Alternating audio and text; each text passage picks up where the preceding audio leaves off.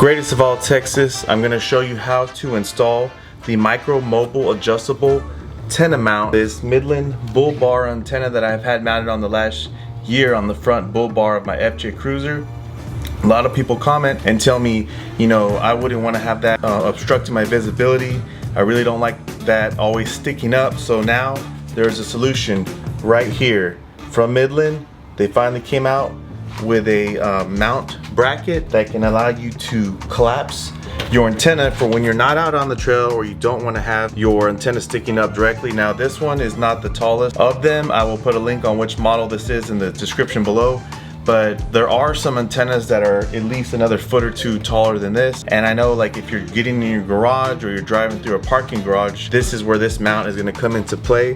So let me go ahead and show you really quick how this will install and mount. And if you're looking for this and wanting to get one for yourself, I'll put the link in the description. And for more content, check out my Instagram daily updates. Greatest of all Texas, aka GOATX. Thanks for tuning in. So what I'm going to do here is just disconnect this antenna. I just need to make sure I get this clamp off on the bottom. I have a aftermarket mount for this Trailworks bull bar. It's a little bit thicker than typical, but I found the original mount before Midland came out with one, but now you can buy one from Midland. So once you remove it from this hole, you can get it out right there. Might need some slack on the bracket. Can fold down, and then we'll take out the bracket. So this is the bracket right out of the box, and you can see right there a nice Midland logo on the front, and then on the bottom it's a bolt where you'll put the hole right there on the mount, and then it has this pin that you can pull out and adjust for when you want it to be at an angle, or you can adjust it all the way down. That's where you fold it. So let's get this mounted and show you how this works.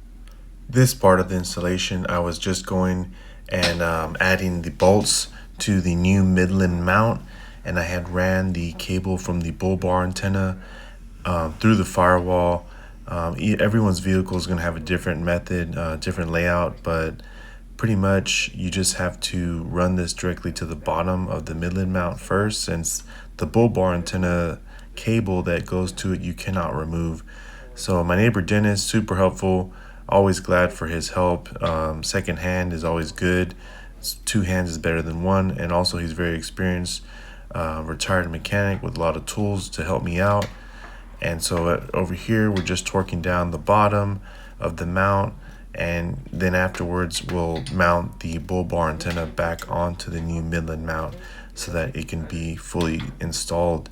And like I said, the cable that connects to the bull bar antenna runs directly down through my grill, and then from here you can see that it's basically, you're just gonna have to tighten everything down. Depending on which bull bar antenna you get, this smaller one, I wanted it to fold directly with my bull bar.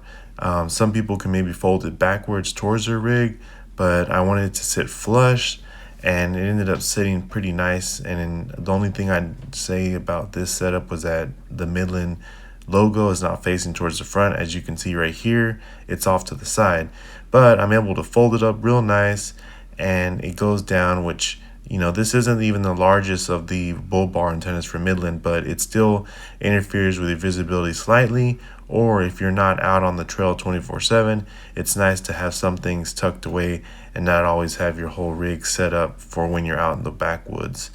But you can see right there, it's really easy to fold and collapse. No issues there. Installation didn't take that long, and the complete final product turns out to be a very nice job. I'm just here demonstrating how you can close, but I ended up stopping it right there. You can see it doesn't block my headlight. It sits pretty flush and protected behind my bull bar. Don't have to worry about it getting knocked off by something. And then when I'm out on the trail and need that signal, I can just pop it up right there, and it sits very nicely.